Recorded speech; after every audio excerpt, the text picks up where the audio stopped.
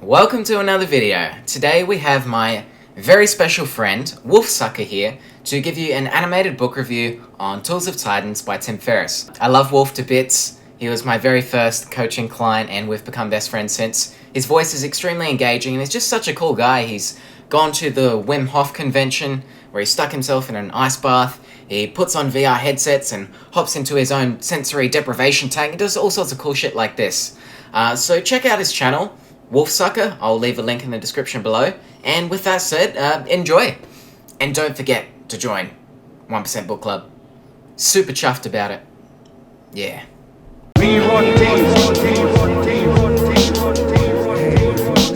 Thank you for having me on, Brandon. Today we're looking at Tools of Titans, the tactics, routines, and habits of billionaires, icons, and world-class performers. And this book has changed my life in a revelatory number of ways. I'm so excited to share some of these great ideas with you guys. Number one, Morgan Spurlock of Super Size Me says, "You can't be afraid to show your scars. That's who you are. Stay true to that." But side note, this was the same reason Freud didn't like to write about his life. Isn't that interesting? Number two, Seth Godin says he learned from chef Chris Schlesinger that when you're cooking, you should taste the food as you go. I've never been much of a chef, but I started doing this. It's made cooking so much more fun, but you gotta sneak the food and don't get caught. Number three, Seth also says that the way to teach your kids to solve interesting problems is to give them interesting problems to solve, like the Rubik's Cube, and then don't criticize them when they fail. Don't criticize them for that.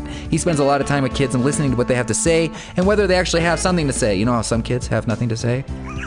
Number four, James Altucher, author of The Power of No, recommends the habit of writing down 10 ideas each morning to develop your idea muscle. 10 ideas as soon as you wake up, okay?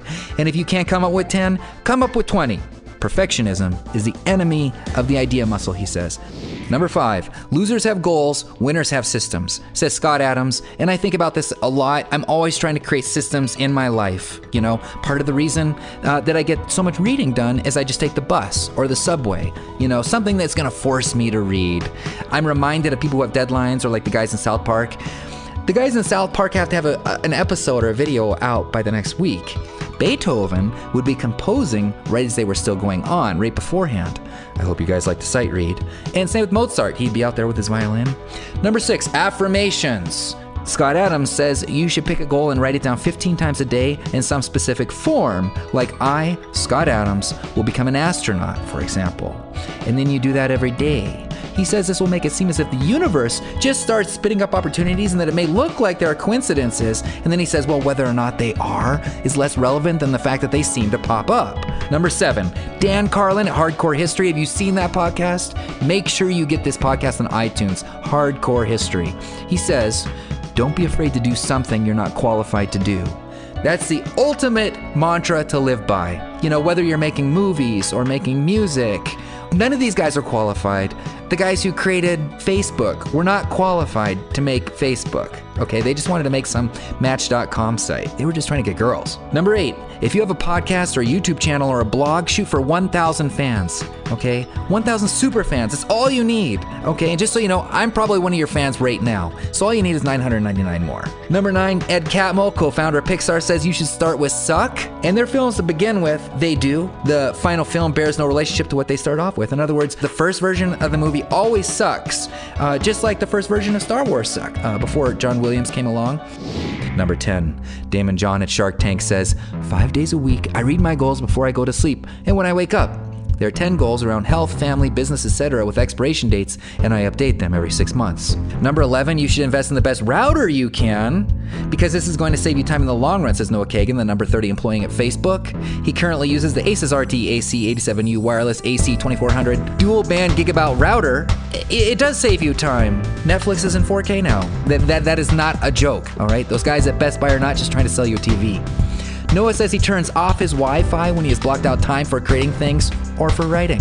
Number 12, Nutribullet. Noah also likes this better than the Vitamix, which is hard to believe. We have a Vitamix, so expensive.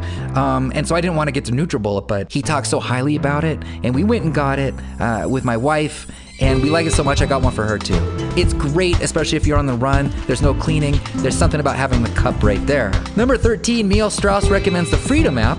it'll lock you off the internet for as many minutes as you specify so you don't get caught in the clickbait hole. It's interesting that we have to have a freedom app now. This is the point that it's gotten to. I hope you guys had a great time today hanging out with me. Make sure to join Brandon's book club. I am. It's awesome. He's one awesome dude. And subscribe to my channel as well. There's a link down below. My name is Wolf Sucka. It was great, as always.